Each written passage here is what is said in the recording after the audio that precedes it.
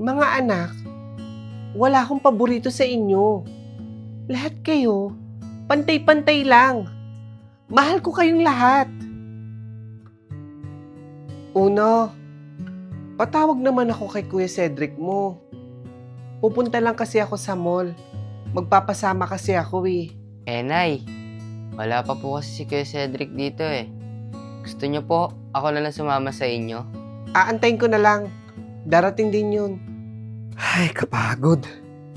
O Nay, hinahanap mo ako? San ka ba kasi galing anak? Di ba ngayon ang alis natin? Naglaro kasi ako ng basketball, Nay. Magpapalit lang ako, pawis kasi yung damit ko eh. Grabe yung movie, Nay! Sobrang nag-enjoy ako dun ah. Napakadaming tao sa sinihan. Hayaan mo anak. Babalik tayo dun next week. Nag-enjoy din kasi si nanay eh. Nagsini kayo, Nay? Ba't hindi niyo po ako sinama? Anak, bigla kasi itong nagyaya yung Kuya Cedric mong manood ng sine. Nakapagsaing ka na ba? Opo, Nay. O sige, mauna ka na kumain dyan.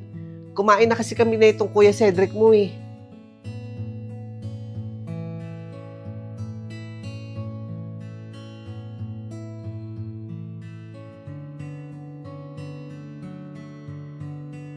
Uno, baka pwedeng si Kuya Cedric mo na lang muna ang mag-aaral ngayong taon.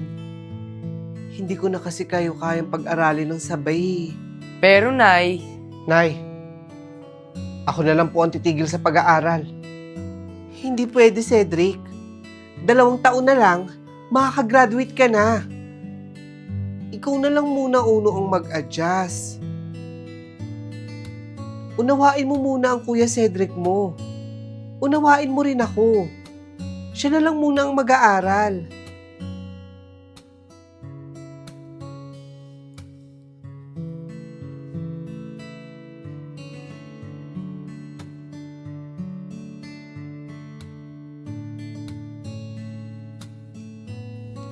Visit na mga nangungutang na to.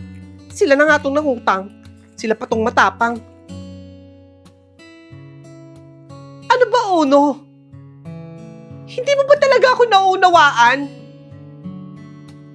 Hindi mo ako naiintindihan? Di ba sabi ko sa'yo, si Kuya Cedric mo na lang muna ang mag-aaral?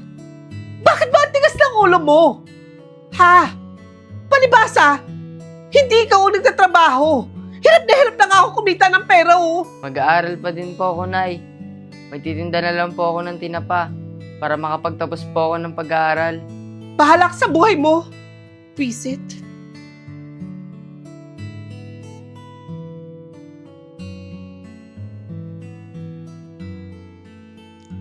Wow!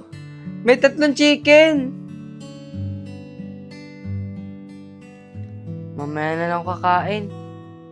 Hintayin ko na lang sila nanay para sabay kami kumain.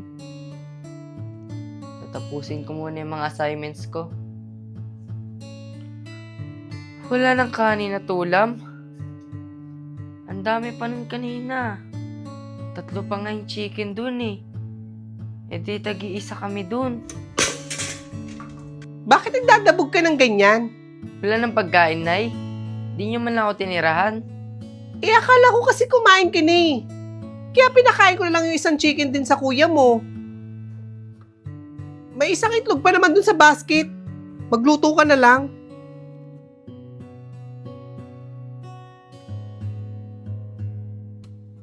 Cedric, tignan mo anak.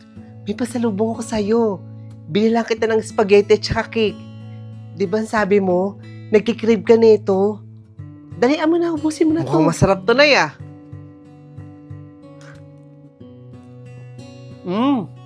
Ubusin mo na yan. Baka kasi magising pa yung kapatid mo eh. Makikita pa yan. Sige Nay, salamat. Manong, yung truck po ba okay na? Bakit kasi mahiya ka? Kapatid mo naman yun. Okay lang yun. Sige, Nay. Nahiya lang talaga ako kay Uno eh. Lahat kasi, inasa na natin sa kanya. Ay! Ano? Anak, baka pwedeng ipahiram mo muna yung sports car ba yun? Sa Kuya Cedric mo. Ipapamasada niya lang para ba magkapera yung Kuya Cedric mo. Pati ba naman sasakyan ko, Nay? Eh kulang na lang, nguyain ko ang pagkain para sa inyo, tapos lulunukin nyo na lang. Aba, nagmamalaki ka na? Napakayabang mo naman magsalita, no? Akala mo kung sino ka? Nagmamalaki ka. Eh kung hindi din naman dahil sa akin hindi ka makakarating kung nasan ka man ngayon. Ano, Nay? Baka nakakalimot ka. Lahat ng meron ako, pinaghirapan ko. Lahat ng pinaghirapan mo, si Kuya Cedric ang nanginabang doon. Sinungaling kang ina. Anong sinungaling? Aber, sabihin mo nga! Ang sabi mo, wala kang paboritong anak. Pero nung pinakita at pinaramdam mo sa akin, na hanggang ngayon, pinaparamdam mo sa akin. Napakayabang nito. Halika na nga, anak. Akala mo kung sino ka? Babagsak ka din.